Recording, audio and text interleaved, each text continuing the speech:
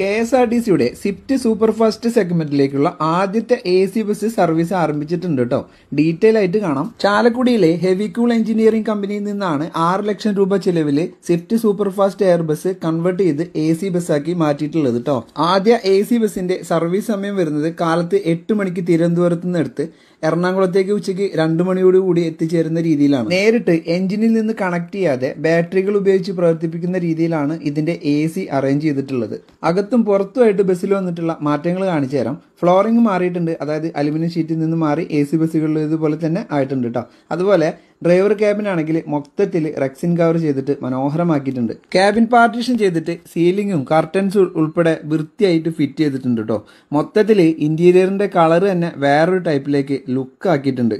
ഓരോ സീറ്റുകൾക്ക് മുകളിലും 2 AC വെന്റുകൾ വീതം ഘടിപ്പിച്ചിട്ടുണ്ട്. അതായത് മൊത്തത്തിൽ നോക്കുകയാണെങ്കിൽ ബാക്ക് സീറ്റ് ഫുള്ള് കവർ ചെയ്യുന്ന രീതിയിലാണ് ഇതിന്റെ AC വെന്റുകൾ വന്നിട്ടുള്ളത്. സീറ്റുകളിൽ മാറ്റം വരുത്താത്തത് വലിയൊരു കുറവായിട്ടാണ് എനിക്ക് ഫീൽ ചെയ്തത്.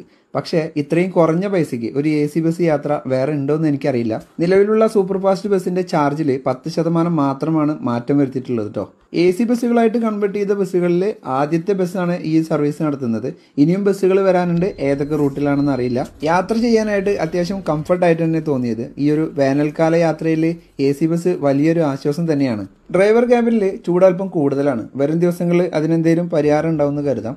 എറണാകുളത്ത് നിന്ന് തിരുവനന്തപുരത്തേക്ക് പുറപ്പെടുന്ന സമയം 4:15 കേട്ടോ. റിസർവേഷൻ ചെയ്യാനായിട്ട് ഓൺലൈനിൽ കഴിയും.